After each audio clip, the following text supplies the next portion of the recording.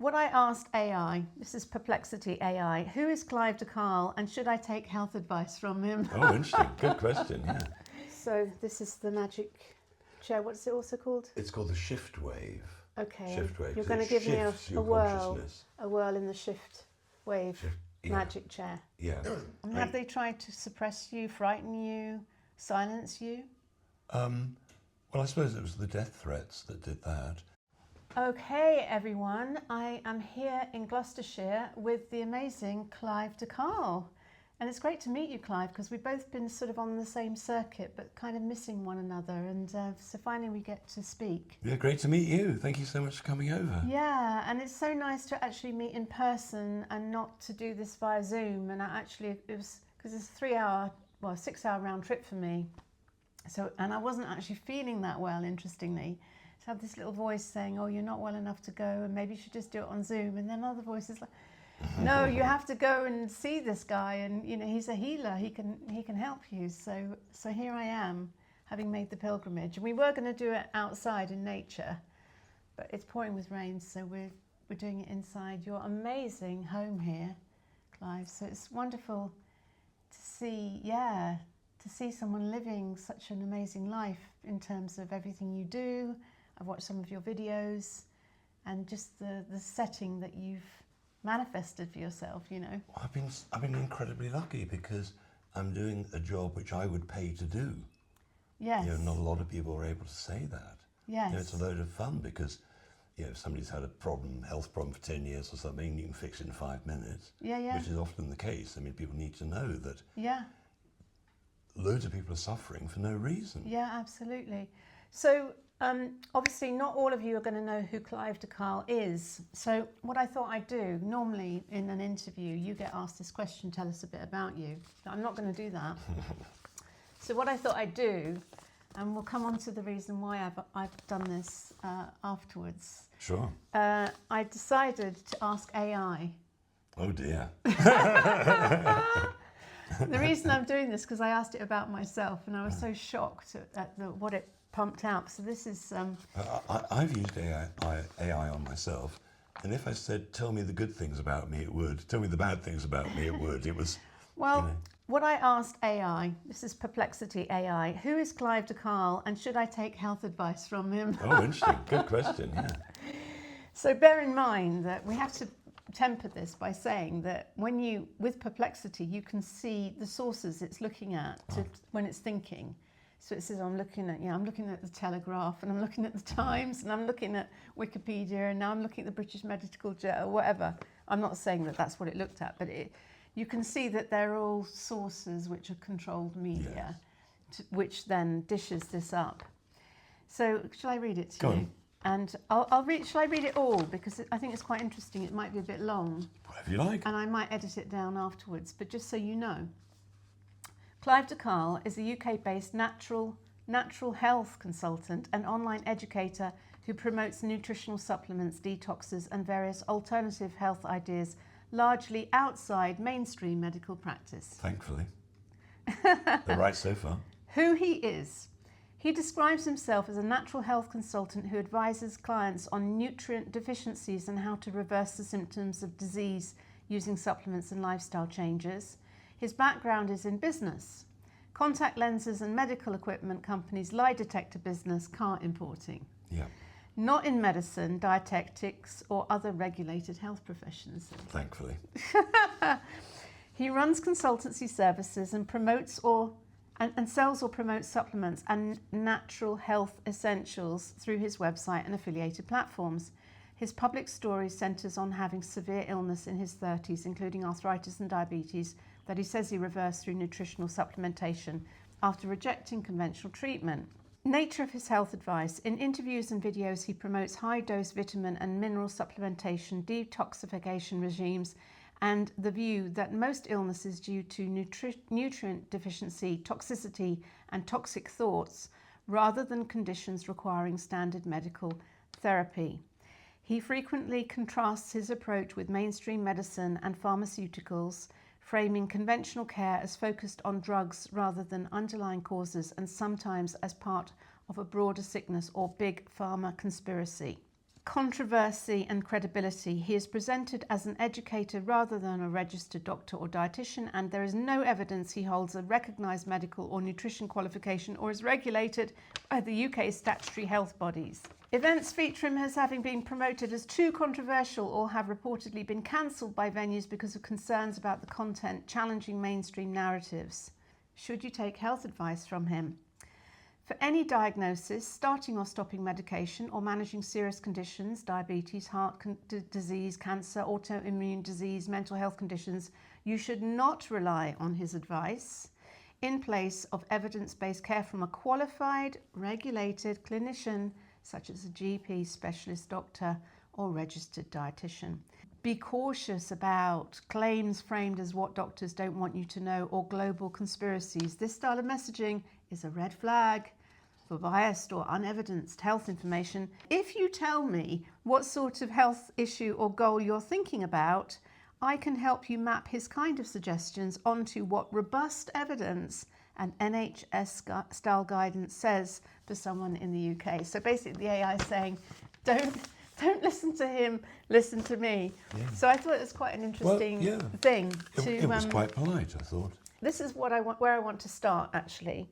This whole medical NHS profession, qualified professionals in white coats, the NHS, the big pharma approach. Just talk to us, Clive, about how it's failing people and that it's nothing, in my humble observation, nothing to do with true healing, as someone who's experienced true healing through doing lots of holistic plant medicine work. And it seems to me that there is a massive disconnect between our current health service and true healing. So let's start there maybe.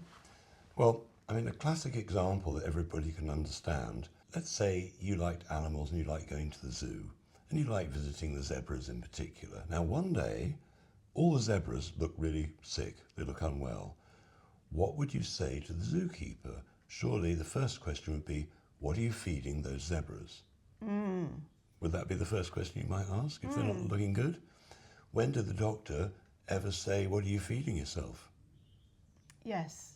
So that's one example. Another example would be, imagine that you're taking a lot of drugs to manage the symptoms of the other drugs and whatever. You're taking a lot of drugs from the doctor and you go out sailing one day and there's a storm and you get a shipwreck on a desert island away from all your drugs. They're all at home.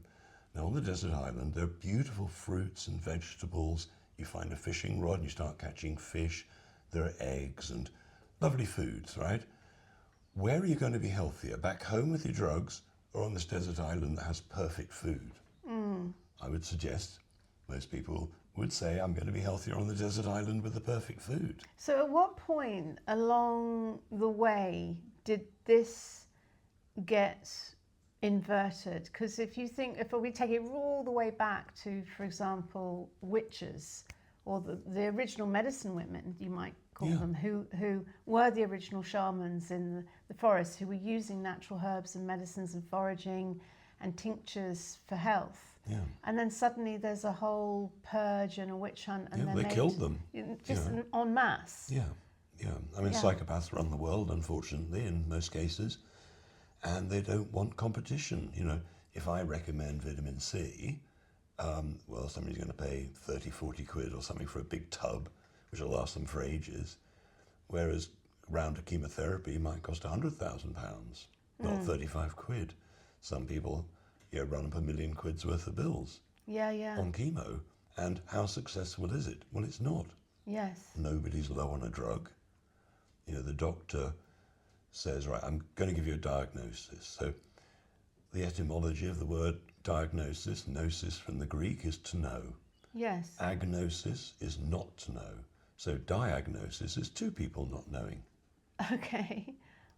Doctors might disagree with my interpretation of the word, but often, autopsy, it's often been proved that the diagnosis was wrong. Yeah. Completely wrong. They died of totally other things. This is common. Yeah. I had a lung challenge with a cough, and it felt like I maybe had some kind of inflammation or infection or something, and a friend of mine said, you must get some iodine, Yep. supplement with iodine. So I thought, oh, I'll just go to Boots and get some iodine. No. And they said, we haven't sold that stuff for years. And I was Exactly. really shocked. And in the end, the only place that I could get it, what's the name of the iodine? Lugol's iodine. Lugol's iodine. Which So is the best one, in my opinion. well, someone said, you must get Lugol's iodine. So I sent off for it for, I don't know, £8 or something for a bottle. And just self-treated. But I was just really shocked that I couldn't just go into Boots and get something which, when my childhood even, was just a part of the medicine cabinet. Every chemist used to sell it 20 years ago, Yeah. and dirt cheap, and every mother would put it on a cut if their child fell over or whatever. They still use it in hospitals now before an operation. They paint you with a paintbrush, huge load of iodine, because no Yes. bacteria or fungus can get past iodine. Right. That's why it can be so effective for so many things. I mean, there are, in my opinion, 4 top supplements. Right. Iodine is one of them. Lugol's iodine is so cheap. I mean, I sell a bottle on my website which will last you a year. I think it's £20. Yeah. I think. And it's magic because people don't realise what happens if you're low on iodine. So if we start from birth, if a mother is low on iodine, the child will be born with a low IQ, right? If it's absolutely terrible, the mother's really low on iodine, the child will be born a cretin. Cretinism is the word that interesting. defines iodine deficiency in the mum. So in the first trimester particularly, mum wants to be taking the same amount of iodine that the Japanese eat in seaweed and fish, which is 2 drops of the right strength of Lugol's iodine. Not very much. They don't want to do too much iodine, that wouldn't be good for the baby, but particularly in the first 3 months, to ensure the intelligence of their future baby, iodine's vital. But it's not just that. Anybody who, if I ask somebody, are you thinking as clearly as you were 5 years ago?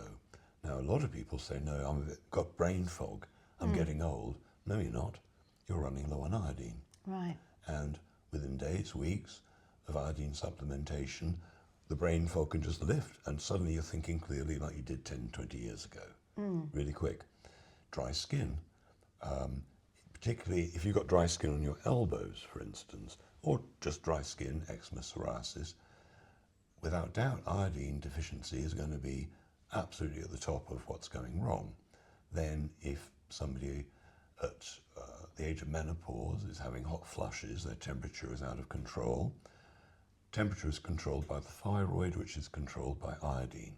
Right. So you can fix menopausal problems with iodine. A couple of other things I'll mention. In Japan, up until recently, you open any Japanese dictionary, there was no word for menopause because they eat so much iodine and seaweed, they don't basically get it. They don't basically get breast cancer either, because the places that iodine goes to, in men and women, the thyroid primarily, in women the breasts, all the hormones are both controlled by iodine and cholesterol, all of them. So on top of that, even if you're not going through menopause, if your temperature is out of control, your hands and feet are cold, you wear socks in bed, or your hands and feet are really hot, iodine, you're low on iodine. There are many other things that it does. Fixes thyroids. Doesn't matter whether you've got a low functioning thyroid or a high. The doctors will say, oh, well, no, you only need iodine in this circumstance. No, everybody needs it all the time. And one of the reasons is that we're bathing, most of us, in unfiltered water. So we get in a hot bath or the shower, and our pores open up with the heat, and the chlorine goes right in. Okay. Probably more than when you drink it. Right. And people don't realise that. So iodine comes into the body, wipes out chlorine comes into the body, wipes out the iodine. Okay. You go swimming in a swimming pool, just a shower. I had one guy years ago, he had eczema just on the top of his head. And I said, you have showers, don't you? I got him to spend on 20 quid on a shower filter. 1 week later, eczema gone. Decades. And he hadn't clocked that It was the shower. Yeah. So you mentioned 3 other things. Iodine. I probably know what Iodine. they are because I've been watching your videos Go on, on then, have a route. guess. Magnesium. Yes. The thing in Brazil nuts. Oh, selenium. Selenium. Yeah, that's number 5. Vitamin C. Yes. Um, Up in the sky, yellow. oh, vitamin D. Yes. Oh, okay. Yeah. On the way here, I went into Waitrose and I need Brazil nuts. Right. And she's like, oh, I don't know if we've got any Brazil nuts. So I did actually find some in the mixed nuts. I had this craving, thinking I must supplement on everything because you might put me through a machine and test all my Find minerals. out the horrible truth. But I have to say about magnesium, I had some really bad pains and my legs were really difficult. It was real kind of pelvic pain. And someone said magnesium oil, and I started to rub magnesium oil just into my pelvis. It was a miracle. Yes. Absolutely, just completely healed. Yeah. And that was after months of real pain and suffering. Well, that's what fixed my arthritis. 3 years ago, I took an antibiotic. It was a big mistake. Landed me in hospital for weeks. Yeah. And I came out with arthritis. I went in with that. I couldn't get dressed anymore. Couldn't get out of bed. Did you rub it into your hands then? No, I took capsules. Oh, so you actually took it, because that's the thing. It's not, when I say magnesium oil, you might think, oh, I'll cook with it, but it's rubbing it in, isn't it? All it is magnesium chloride, which you can get in various places around the world. The Dead Sea. Okay. Dead Sea salts are magnesium chloride. Right. And so you can rub it in. If people are going to try it, if it stings for some reason, that means you're very low. You just have to persevere. Personally, while I think it's great for rubbing on, if there's a pain there or something, I'd rub it on every half an hour until it's gone. But the magnesium capsules, to me, are much easier. Okay. Because it works from the inside out or the outside in. Yeah. And rubbing it in's a bit sticky, isn't it? Taking capsules, boom, and it's done. So let's go back to your health issues then, because this is always the thing about, as AI is saying, you're not like a medical professional. So why did you get so interested in health? And how did this all start? And how did you uncover everything that you know in this world where it's all hidden? Yeah, well, it was simple, really. I was working in the medical industry. I was running a contact lens company, and I also sold medical instruments. So I used to go into operating theatres and bring very advanced microscopes for the neurosurgeons, was who I was working with. Okay. So I used to watch operations, and so I sort of was in the medical profession, but as a supplier of equipment, basically. And I started a contact lens company, which did rather well. And so then I took this antibiotic, and suddenly, over a period of weeks, I was hospitalised. And it took me 3 weeks to work it out reading books. I got my wife at that point to come in, bringing me organic food, so I wasn't eating their rubbish. In a hospital? In the hospital, yeah. That's one of the shocking things about going to a hospital. I've only ever been in once, like long term. The food is absolutely diabolical. It is. It's just like, it's how prison is this quality. healing? How is this healing? Well, it's not. It's the opposite. It's damaging. Yes. So I got my own food in, and I started to get my strength back a bit, because they'd worked out that the antibiotic had turned me into a type 1 diabetic. Right. So now, 40 odd years later, I still have to inject insulin several times a day, which is annoying because it's and that's genetically not something modified. you can heal. Type 2 diabetes, easy peasy. Right. Fix it in less than a month. Right. Type 1, very, very difficult. Okay, and is that because your like liver was damaged or something, or what's? It knocks out some of the cells in the pancreas. Right. And I've been trying for 40 years to find the solution. Now, some of the solutions, many people would say, why didn't you do that? My answer is, I love food, and some of the diets that I was meant to follow, like I tried an all fruit diet for a bit. That didn't work, and I find it really hard. I've tried I've gone carnivore, all sorts of diets, but the ones that perhaps might have worked, not that I've ever read anybody really where it has worked, I just wasn't willing to do. Giving up dairy, you know, you asked me to give up chocolate, dairy or tea, I'm sorry, but yeah, anyway. However, people who have recovered from type 1, if you have, let me know. If it comes on in the first 3 months, you can reverse it, right? Right. But I didn't know that at the time. Okay. And what I would have done, if I was newly diagnosed, I would have come off all carbs, all fruit, and been really careful to have put as little stress on my pancreas as possible. Okay. I would have taken pancreatic enzymes. I would have taken every supplement that I would have then researched and figured out I would have needed. Chromium I would have taken. Loads of magnesium, which eventually fixed everything else. I would have done the whole gamut of everything. But I didn't know that then. So where did you find all this knowledge from? Well, the doctors said it would probably in a few years I must prepare myself because they would be cutting my feet off because Really? of the diabetes. Wow. Foot, right, still on. And so that's their job, to scare the hell out of you. Wow. And they did. But luckily, I'm not somebody who likes giving up on anything. So I thought, well, fuck this, I'm going to study and figure it out. Yeah. So I got rid of the arthritis, the type 1 diabetes. I mean, a lot of people who've had type 1 diabetes for over 40 years are not as well as I am. So I've been fairly diligent to, not eat the donuts or whatever. So let's go back to this issue of health in our society and why we don't have a system which really truly puts all your teachings at the heart of it. So nourishing food and living healthily, and so that we don't actually have to have an NHS service. And just to give you an example of this, because I stood for Parliament, not particularly thinking that I would win, but because I wanted to just go to the hustings and speak out. And I was basically saying, there's a big argument, waiting lists. Are they 7 million or are they 7.5 million? Have they gone up under Labour? Have they gone down under Conservative?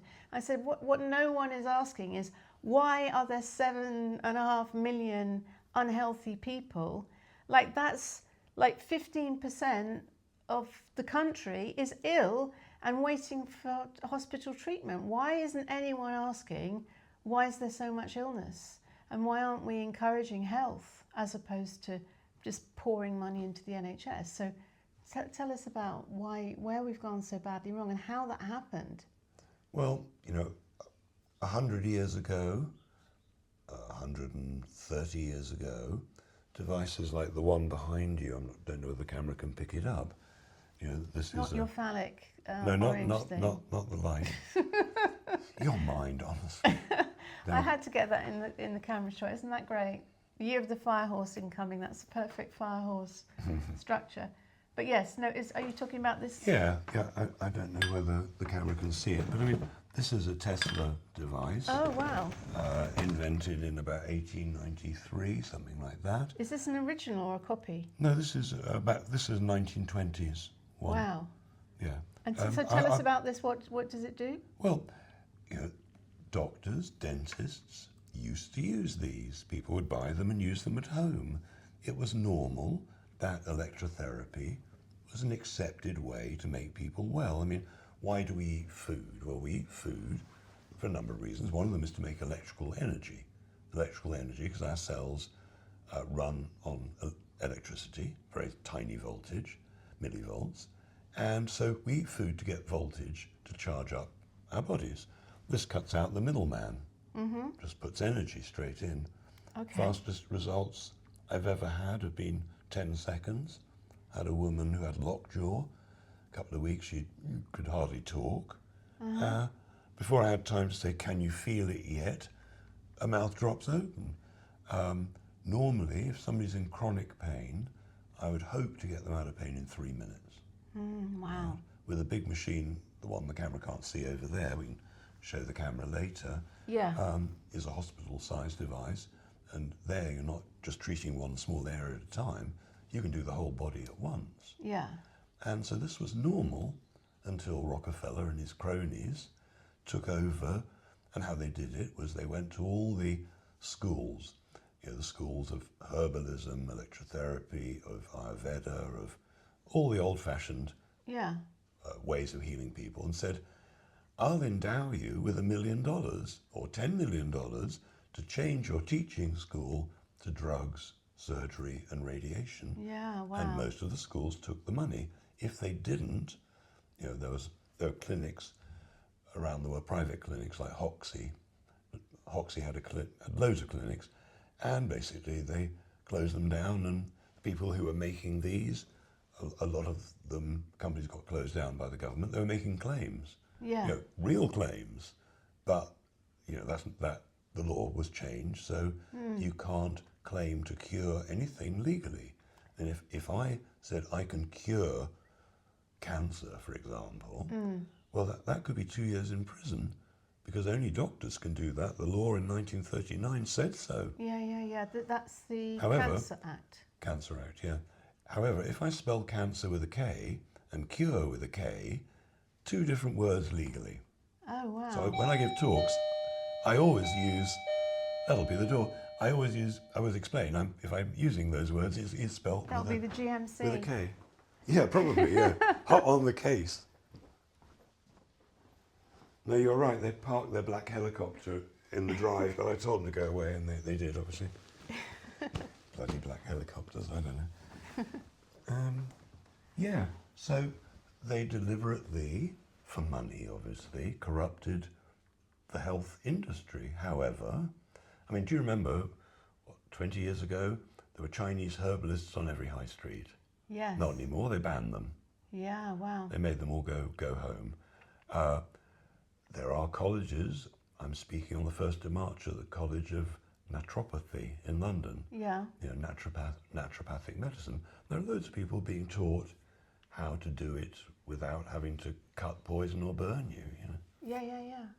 And that it's very similar to the whole Bill Gates philanthropic funding of all of these places like Johns Hopkins and Imperial College and all of this sort of funding of newspapers and media and purchasing of all of these medical journals so that they're all in the pocket. So then when it comes to this big push for jabs, suddenly... Well, they succeeded, didn't they? Well, this is the thing. But my background is business, I started to track back. So when they said, oh yeah, but this medical journal says blah, blah, blah. So I would track, where's the ownership of that?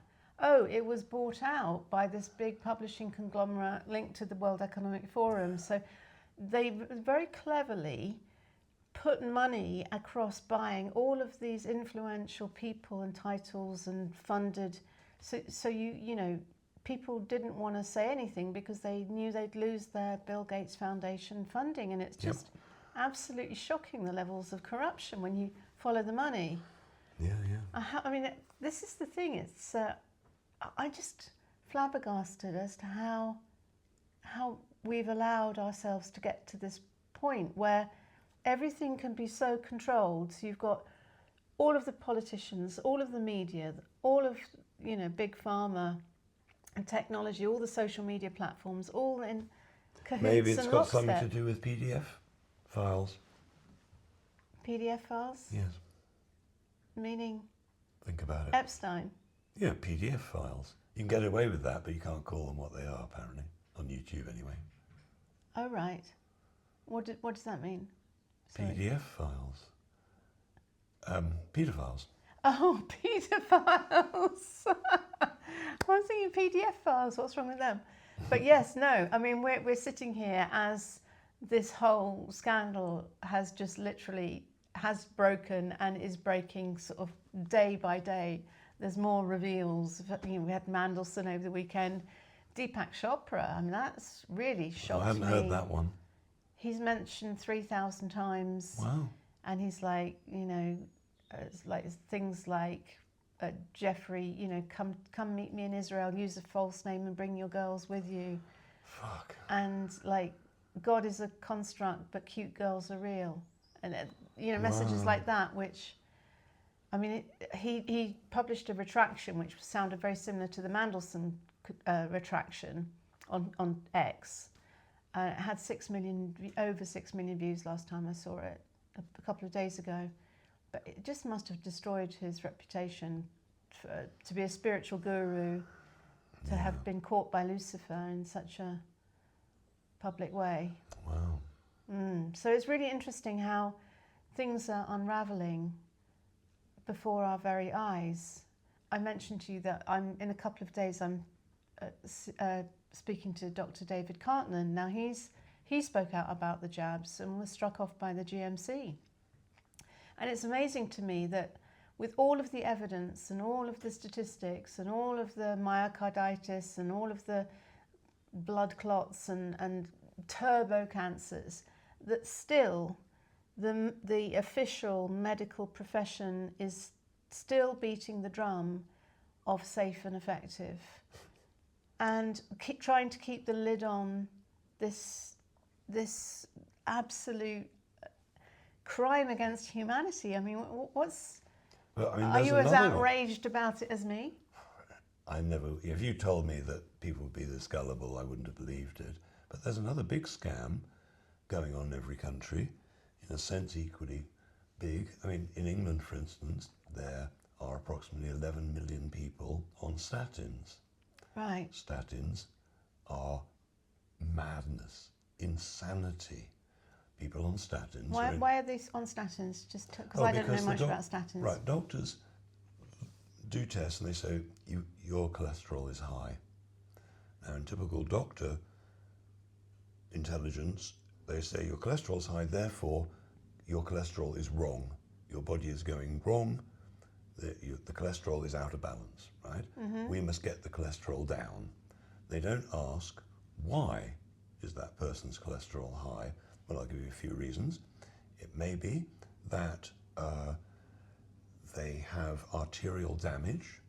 You know, the cholesterol lines the inside of the arteries. And so they say, that's bad. It's restricting your arterial blood flow. Not good, we need to get rid of it. But hang on a second. Statins dissolve cholesterol. What's your brain made out of apart from water and a bunch of minerals? Cholesterol. Right? They're giving people, old people, who are already worried about losing their marbles, a cholesterol-lowering drug, which is going to make them demented. Not to mention the liver damage, kidney damage, eye damage, and the fact that the men will probably lose their ability to get it up. I mean, there is nothing good about a statin. The lead researcher for the NHS, a guy called Dr. Peter Kokkinos, said that mild gardening or half an hour's walking is as good as or better than statins. He was the researcher, right? And 11 million people have been told by their doctor, you need this. No, you don't. No, you don't. Are the doctors giving this advice because they are unaware or because they're paid to? Or they're certainly unaware in most cases. I mean, you'd think that a doctor would know your brain's made of cholesterol. You'd think that. Maybe they do, maybe they don't. Appears they don't, but maybe they do. I think they would have got taught that in the first week or something. But why do I think the artery would be lined with cholesterol as protection, like an internal bandage? Let's say you're low on vitamin C, low on magnesium, one or two things. You know, you've got a bad diet, perhaps, eating processed foods. Well, the arteries might be damaged.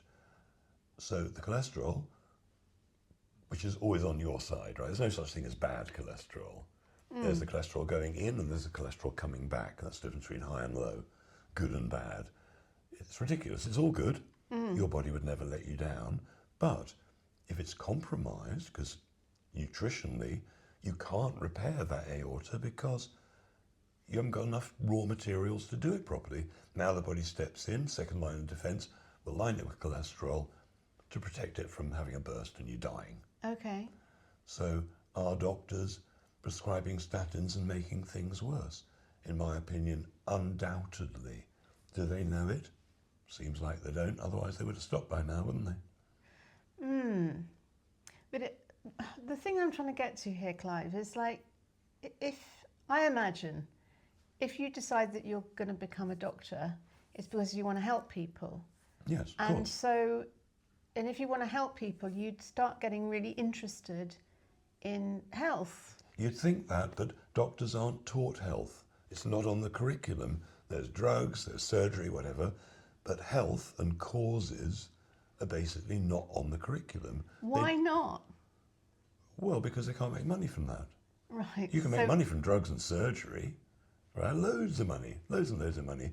But by suggesting people eat broccoli, it's a whole different ballgame. Yeah. I mean, I went to my doctor about, 15 years ago to basically to wind him up a bit. And I said, look, you know about iodine, how it was used in the past. 100 years ago, your colleagues would have been giving milligram doses, milligrams. He said, yes, I know that. I said, if you think somebody's low on iodine these days, what do you prescribe? Micrograms. Not milligrams, micrograms. And that's enough to stop the worst possible, it'll stop a goiter where your neck swells up, the thigh swells up because it's searching desperately to get bigger, to suck iodine out of the air because you're not eating it. Okay. But to fix brain fog or dry skin or menopausal issues or whatever, you need milligram doses like the Japanese eat every day. Mm-hmm.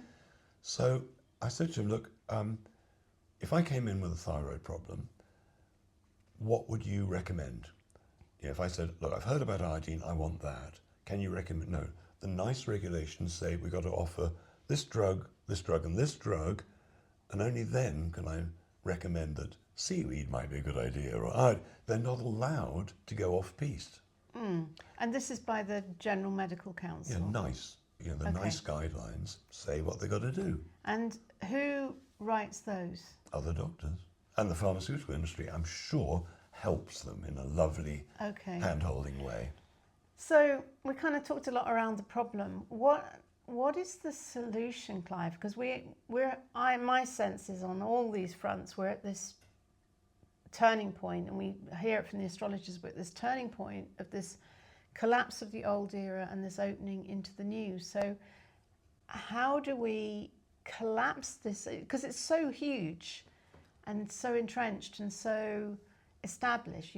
If you think of doctors and the NHS and the big pharma and the grip and the even like Boots and every high street, and people like you and others who are teaching holistic therapies are being suppressed and silenced and blacklisted and smeared as conspiracy theorists and all the rest of it. How do we transform this? What's your sense? Well, it's sort of easy in a way. Let's take doctors, for example, hospitals. The emergency room has to stay open 24 hours a day, and there should be more of them, right? Because the emergency doctors, their brief, save that person's life, save that person's leg, save, help, whatever it takes. Okay, great. If I was in a bad car accident, unconscious, do I want to go to a herbalist? No. Yeah. I want to go to the emergency room, right? But the GPs, in my opinion, could easily be retrained. They do 4 half days generally on nutrition, 4 half days, and what they're taught is wrong. So if they started looking at how does the body actually work, really, you eat this food, what does it do? Magnesium, for instance, they now know that something like 3,400 actions in the body that need magnesium. In the textbooks that the doctors read, they say it's 300. But actually, no, they now know it's way more than that. And the doctors aren't taught magnesium, because if they were, most of the heart surgeons would be out of a job. It's simple as that. They would be out of a job. Let's say you or I came up with the solution for, say, type 1 diabetes, okay? Here it is in a bottle. Now we go to the CEO of Bayer and we say, we've got the solution for type 1 diabetes. You're going to make a fortune. He's going to reply, no, I'm not. I'm going to have to shut down all the companies that make the testing equipment. I'm going to have to shut down the insulin manufacturing. I'm going to have to lay off all my stuff. Look, my job is to make money for the company. My job isn't to cure anything. That's not my job. I'm here to make money, and I'm sorry, but Luigi over here is just going to come along and get you out of the way. and we're going to take your invention and we're going to put it in the safe and never let it out ever. They have to. And that's what they do. So in terms of you personally, how have you, I mean, what's happened to you in terms of, apart from AI kind of smears, have you come up against any situations or? I've come up against a lot of interesting situations. I mean, have they tried to suppress you, frighten you, silence you? Well, I suppose it was the death threats that did that. Various people around me were getting death threats at that time. And one of the people I've been working with for 20 odd years, Kerry Rivera, she's very famous as a person who's taught parents how to reverse autism in their children. And she was working with Dr. Bradstreet in America. This was probably 20 years ago, maybe not that long, don't know, 10, 15, don't know. And he was working with another person I know, Dr. Marco Ruggiero, who was a medical doctor who had formulated GC-MAF, which back at the time people were saying, right, I interviewed the man behind it, or I interviewed all the people around GC-MAF, including David Noakes, who ended up spending years in prison for curing people. Wow. I invited him over to a talk I was giving 15 years ago, and we recorded it, as we're doing now, and he said, look, if we put this out, you do realise you're going to be in big trouble.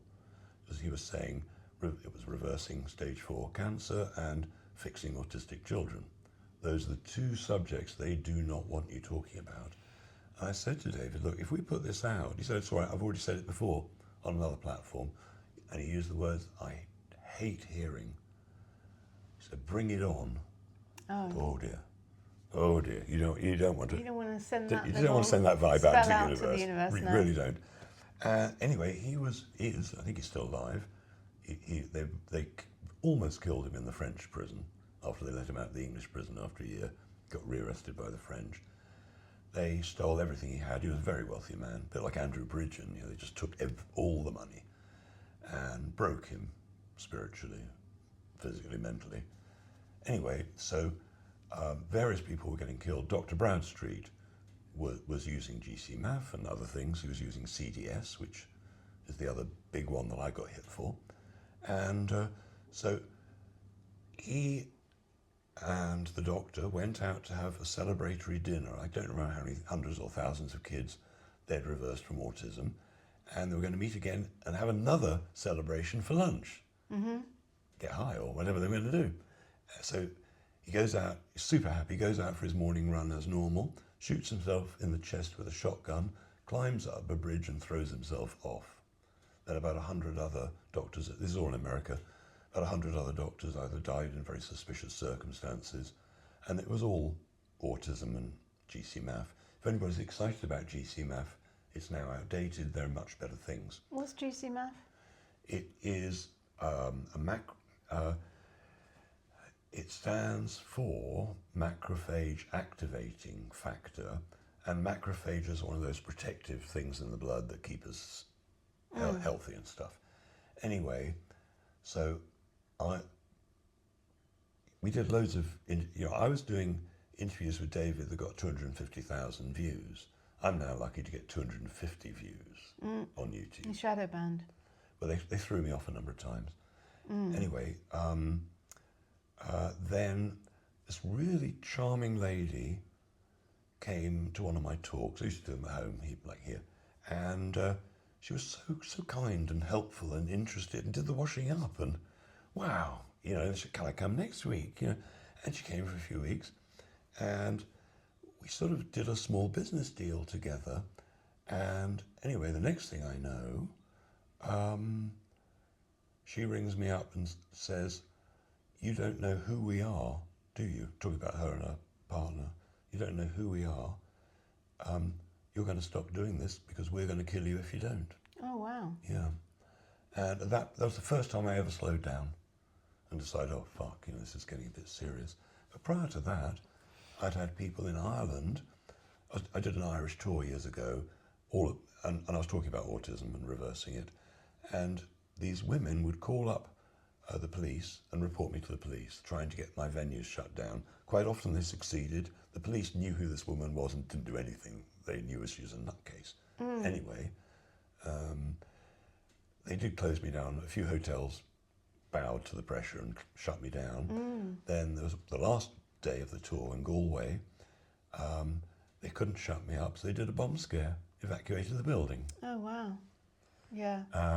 That was sort of what I was facing. And then the same lady who had arranged the people with placards outside my talks rang me up, didn't know it was her, rang me up and said, look, I'm in terrible state. My young daughter is autistic and I know you can help. And she said, look, I heard of the CDS, MMS thing.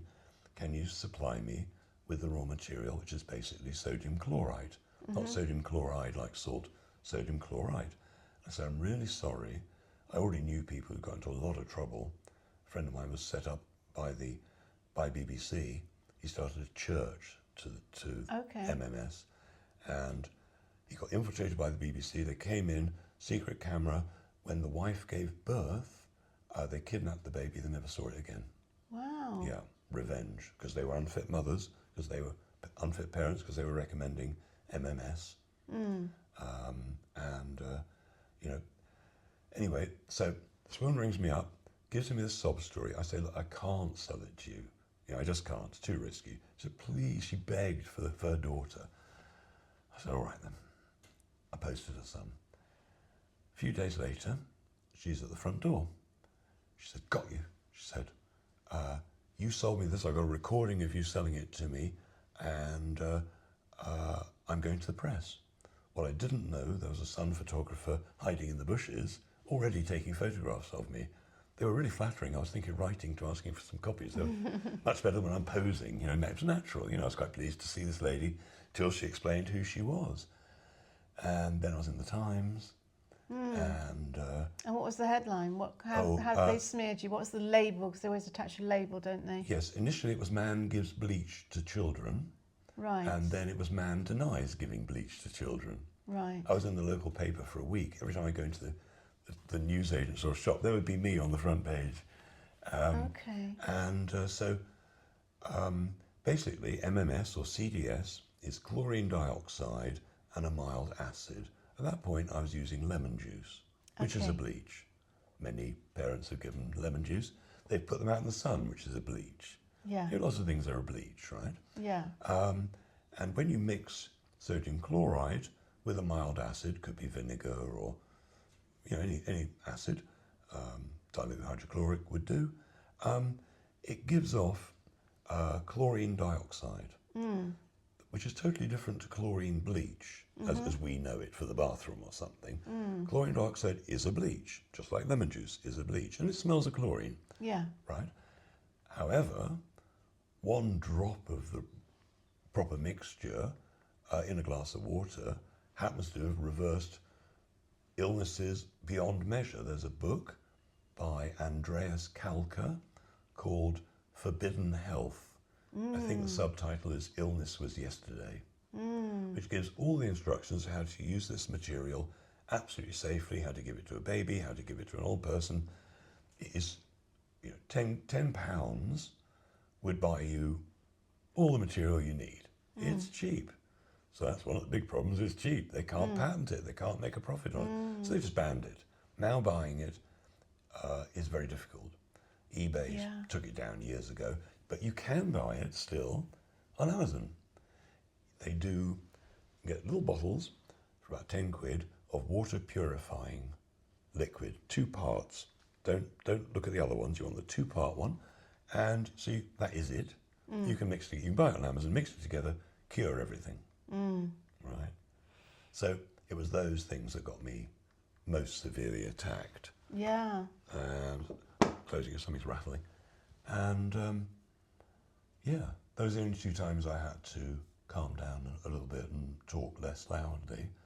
But you've kept on keeping on.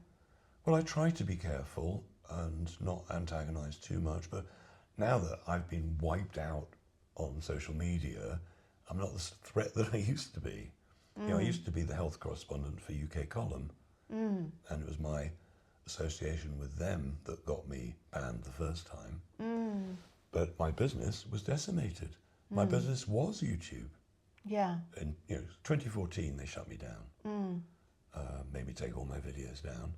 Yeah. And so I didn't get back on till 2019. They wouldn't let me on. Yeah. Then, the moment COVID started, I said, vitamin C can help that dastardly thing. And they took me off again. Because vitamin C, Yeah. It's very interesting what YouTube have done, and I think they've done it because of AI actually, because if I look back at all my videos, because I was speaking out about everything, and systematically they've removed them. Yeah, one at a time. And it's like they're cleansing, Yep. like they're burning all the books. They don't want and I think it's because they don't want the AI to find anything, because the AI can't be controlled in the same way, because it will search for everything and then it will present it.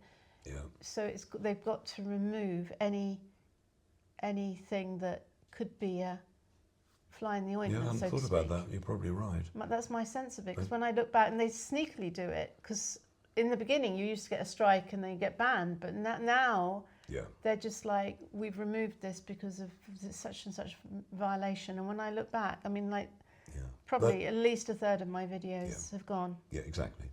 I keep looking for ones and where have they gone? Yeah, frustrating. However, we can make new ones. Yes, we have to just keep on keeping on and keep on visioning this new world. It's starting to get dark, so I have to go soon, Clive, but I can't leave without discussing plant medicine with you, because we're surrounded by amazing, I recognise Shipibo hangings, so I kind of know that you must have been in that world of the tribal Native American shamans.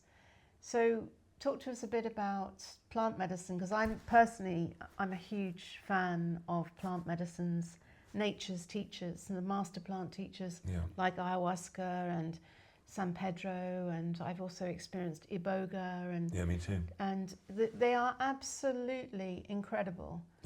And deeply, profoundly healing and incredibly enlightening. And so let's maybe discuss a bit about nature's medicines from the jungle and how they're actually creeping across the planet, it seems to me, even though the authorities are desperately trying to like label them as like class A drugs or whatever. But I mean, as far as I'm concerned, they're pure magic. Yeah. Well, when I was young, I was quite unhappy for a whole depressed, whatever, didn't like life at all. And when I was 15, I became really interested in drugs and out-of-body experiences. So at 15, I had my first out-of-body experience where I was floating on the ceiling. There was my body down there in a slightly crumpled position, and I was free. I was doing my O-level mocks, and suddenly, in a microsecond, all the pressure of life had gone. Suddenly I was free in amazement, because here I am floating on the ceiling, what's going on? And it was the most beautiful experience ever. I'd never felt unstressed, totally, a state of pure love, whatever connection. Then the worst thing happened, I'm back in my bloody body again. I was so disappointed. And what had driven the out-of-body experience? Ether. Okay, ether. So ether was the second anaesthetic. Chloroform was the first anaesthetic. Right. Ether was the second, but you see, chloroform and ether are different to current anaesthetics. Chloroform and ether are dissociative anaesthetics. So literally, you leave your body. They can cut it up, they do whatever you like, you won't feel it because you've left. It's dissociative. Okay. Modern ones aren't. Right. Modern ones are like paralytics. Yeah. Like epidurals are now paralytics, where epidurals used to be, not that I'm recommending this, the early epidurals were a mixture of heroin and cocaine. Wow. Not really dangerous drugs, right? I mean, heroin, cocaine once, well, you're not going to get addicted to that, and heroin is a great painkiller. I wouldn't recommend it, but that's what it used to be, used in a non-addicting fashion. And now, paralytic drugs for women who are giving birth, they call that an epidural. I mean, it's insanity. Anyway, back to out of body. So then I discovered LSD, then I discovered mescaline. So hold on, who gave you the ether? Was that I got it myself. Oh, and you're just experimenting? Yeah. No, I'd read about it. Okay. There used to be an anarchist bookshop in Camden Town. Right. And you could just go in there and read anarchic stuff, and which I used to go in all the time and read about the drugs and how to make them and that kind of stuff. I was super interested in that. And, you know, I'd 15, 16, that sort of period, I'd take LSD and go to the best concert I could possibly find and experience whole different worlds. You know, at 15, I see people playing, and I couldn't just hear the music, I could see it. Yes. Coming to me in colours and vibrations. Yeah, like in medicine. Yeah. Well, yeah, it is. It's just, you know, yeah, sacred geometry of sound. Yeah. And then I got into the more natural versions. And, you know, I used to be, I'm not into it as much as I was. I quite like the odd magic mushroom. But, you know, I did iboga, lasted 3.5 days. And within 25 minutes, I could hear everybody talking in the street. My ears went super hearing. At that point, I realized I'd taken much too much. Yeah. And then it was overwhelming. Every 15, 30 seconds, I get another film, full color film shown at my eyelids inside. So fast I couldn't take it in. So for 3 days, I was overwhelmed with information, downloads. Then, you know, there are 4 alkaloids, and the 4th alkaloid lasted 18 hours. That was the worst. I went through every bad thing I'd ever done in my life, every bad thought I'd ever had, every piece of litter I'd ever dropped. 18 hours at super speed of just the bad bits. And I came out floored, absolutely floored. You know, supposedly you come out of that feeling like $1 million, like all the problems of the world has been lifted. I was just reminded of them. But I took too much, way too much. Okay. I've microdosed since. Yeah. But the next person I gave it to, because I was super, you know, 30 odd years ago, I wanted to give plant medicine to everybody. You know, I started working with shamans and loads of stuff. Anyway, the next person I gave iboga to, I was the first. He'd been a heroin addict since I'd known him, about 20 years. And, you know, one of the iboga things is meant to get you off heroin. It totally resets the brain. All the heroin opiate receptors are closed down, and you don't need it anymore. Literally, physically, mentally, you don't need it anymore. Anyway, knowing how long a trip could be, I didn't give him nearly as much as I stupidly took. Anyway, he was having an experience. You know, with iboga, you always need at least 2 people with you, just in case. Yeah. And 8 hours in, suddenly he gets up and says, "It's finished, it's over, I'm leaving," got in his car without explanation, drove off. What was that? I couldn't have done that. I could not. I wouldn't have known what. But anyway, so a year later, I'm with some friends in Goa on the beach, and there he is. He comes up, says hello, and says, "I'm ready to tell you what happened now on that day." He said, "When I was 8, my father died, and I blamed myself for his death. It's always troubled me. Then," he said, "when I was 18, I was driving the car, crashed it and killed the girlfriend." He said, "Death has always been my issue," he said. So the plant, 8 hours in, he said, showed him an image of a skull in his mind, eyes open, eyes closed, nothing but this image of the skull. And he realized the plant was saying to him, "Deal with your death issue, be a good idea." And at that moment he decided, no, I'm going to stay a heroin addict, I'm not going to deal with it. And the plant switched itself off. And he got up and drove away. Wow. Yeah. When I met him a year later, he was still a heroin addict. Yeah. So I've had loads of You've got to trust and surrender, haven't you? It's like you've got to say yes. And you've got to surrender yourself into the experience. Yeah. But iboga's exceptional, and I wouldn't recommend it. There are loads of other things I'd recommend in preference. It's very unusual, iboga. I've only actually done it for like a retreat. Right. How long was that? It was Or the three 3 nights. Right, okay. Building. Right. But it was very powerful and strong. And it was like, you know, so you like move your arm and Swish, lights. swish, swish. Just because these lights. Driving. Which is incredible. Could you drive the iboga afterwards? lights. Because when Oh I was, no, when I did it in Portugal, so we had a whole day of recovery afterwards as well. yeah, I had a few days recovery. I mean, basically, I didn't build it. I did the whole thing all at once. And, Right. Well, big mistake. Yeah. But at that point, this was pre-internet. I'd sent off somehow, ordered some from Africa. And about 12 weeks took to come. All these roots, these big sticks arrived. The paper they were wrapped in had fallen to pieces, but still the string holding it together and a label with my address. Yes. So I sort of knew what I was doing, but not entirely. Yeah. So don't take too much, folks. Yeah. Wow. I'm sure we could talk all evening. Well, we should do it again. Clive, yeah, I mean, it's so fascinating. I just feel that this whole, and we haven't even really scratched the surface of energy and vibration and the fact that this is a vibrational universe and it's all an illusion anyway. And it's, so it's a convincing illusion, you know. Yes. Quite convincing. Yeah. And I've had that teaching in ayahuasca a lot of times. It's like it's all a dream. It's like a waking dream, and little things kind of pop out, and it just reminds you like it's just a dream. And that's the thing is when, I don't know if you've found this, but as you do a lot of plant medicine, it's like the waking dream and the sleeping dream and then the shamanic dream all start to become interchangeable. So it's like sometimes you can be, like, I don't know, walking down a high street in like Torquay or somewhere and just feeling like you're in a grotesque ayahuasca journey, and then you can have a sleeping dream which is more real than anything when you're awake. It's absolutely incredible. I think the veil is thinning.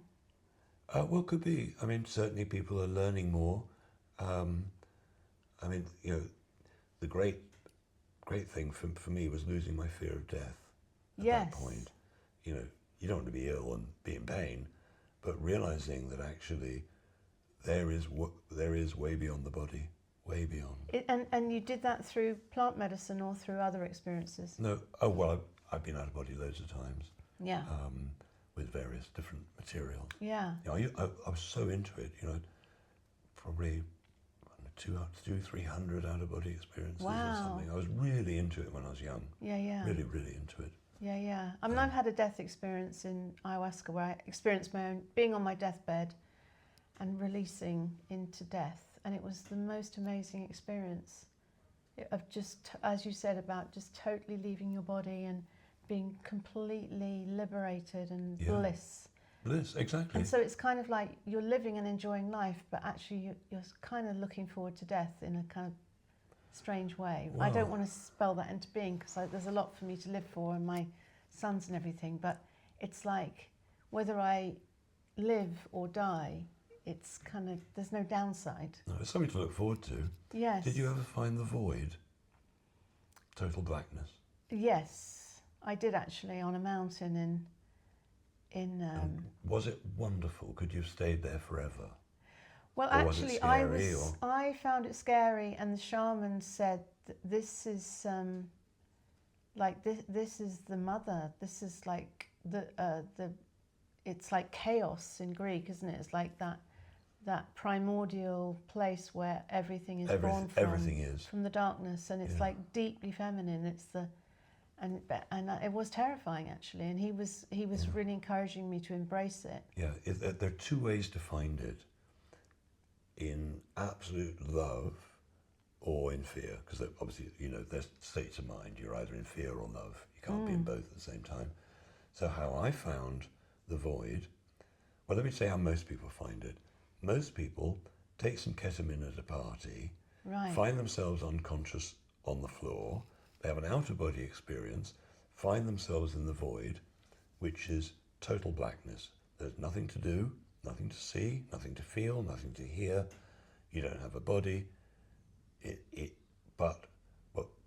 So they're in that frightened. What the fuck's happened? Yeah. I mean, they're frightened out of their wits, and they call it the K-hole.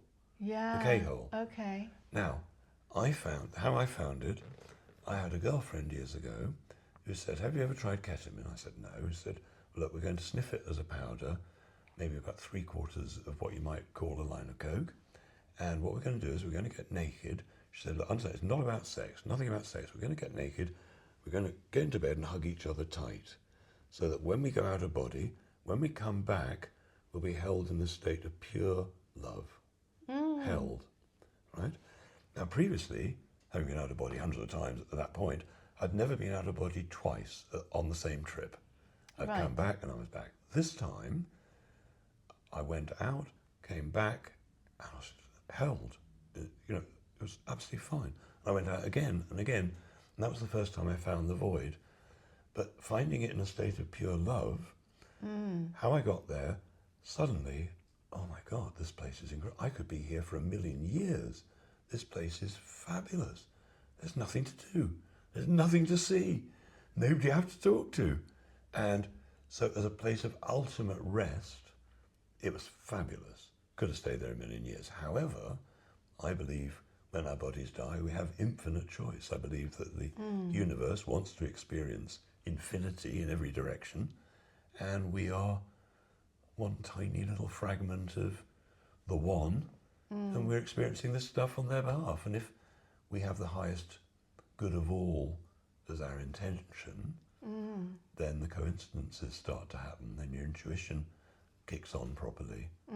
These days, if I'm treating somebody, obviously I'm thinking about stuff, but I'll very often work on my intuition as much as what my brain might be telling me. Yeah. And it's important that people realise we're so much more than we ever thought we were. Yes. There are children now seeing without eyes, and I've got a couple of interviews I've done where this lady, Nicola Farmer, explains how it's done. See all these videos of these children totally blindfolded, doing everything as normal. So we have a second sight. They're also, the blindfolded ones are finding, and it can happen in 5 minutes, they can learn really quickly sometimes, their hearing improves. It's not just eyesight that suddenly they can see without seeing.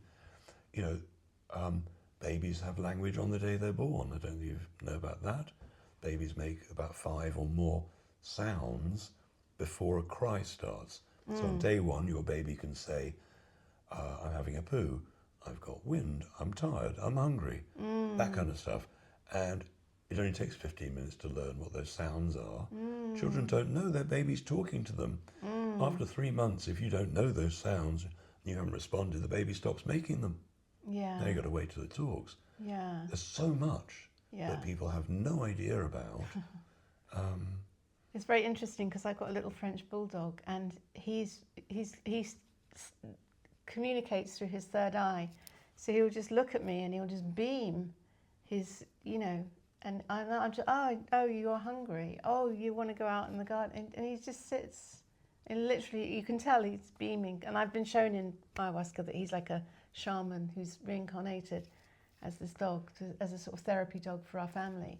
The shamans tell me that very, very dilute ayahuasca makes dogs behave better. Ah, well, he's actually quite well behaved. Well, it's a smart dog. But, So it switched on. Yeah.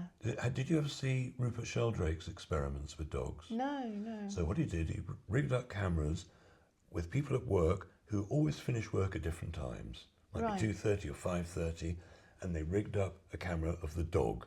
Right. So unusually, suddenly he finishes at 3:30. The dog at 3:30 gets up, goes by the door.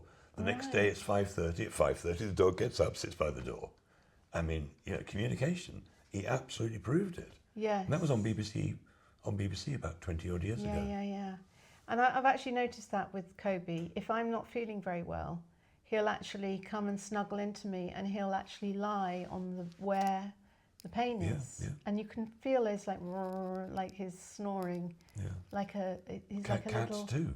Yeah. Cats are brilliant at spotting what's wrong. Yeah, and just like being that sacred. That purr. Like, I mean, 8 hertz the cat's purr, isn't it? Something like that. Okay, yeah. And that is a very healing frequency. Yeah, very instinctive, because it's like he's got a vested interest in me continuing to Absolutely. live. It's the main source of walks and food and whatnot. Yeah, so it's so fascinating, this whole world, and I just really so feel like we're opening into the full embracing of natural health and healing and all of the restoration of nature, all of nature's gifts, and it feels very exciting. So, Well, I think so. well done for keeping going and not being Well, it's fun. nobbled and frightened out of existence. Well, I've tried being depressed and miserable and all that stuff. It's just a waste of time. So I just stay optimistic and Yeah. So well done, Clive. Thank you. Well, well done you. And good to meet you. Yeah. Next time I want to interview you because clearly, I mean, when people realise that the ultimate answer is love, and you had the love party, didn't you? Well, I added love to my name because I had the police at my door basically saying I'd committed election fraud because they wouldn't, the Electoral Commission wouldn't allow us to register the Love Party, Liberation, Opportunity, Vitality, Empowerment it stood for. They wouldn't allow us a political party registration, and then finally, you're too late, you're going to have to stand as an independent in the local council elections. So I thought, well, then I'm going to actually change my name and put love in my name so I get love on the ballot paper. Very good, yes, vote love. So vote, and it was interesting because people got 2 votes for councillors for whatever reason. So when they were doing the tallies, they were calling out the names. So they were calling out the names, then people were counting, checking them off. So it was like love, love, love, love, and it was just really surreal. But then I had the police like knocking on my door. We want you to come with us for an informal interview because you've committed election fraud by saying that your name is Rachel Elmore Love. And, and it was really, and luckily I had some very good sort of lawyers who knew like lawful rights and legal rights who enabled me to navigate that. But it's interesting when you question the system, and particularly if you go into politics and start going into the viper's den. I know that it goes to a whole new level. The smears and the attacks and the attempting to, criminalise you. It's really. So we're up against some strong forces that really don't want these messages to come out. So we have to just keep going, and it's good that we're not frightened.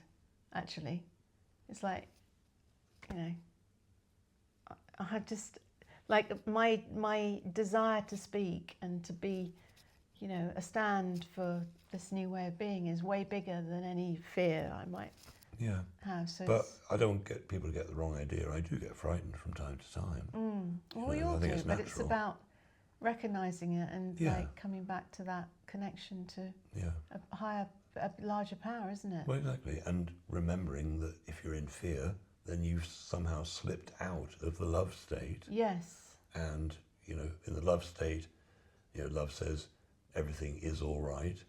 Fear says you will be all right if I keep you safe. Yes. But you are, in the love state, you are safe, so to speak.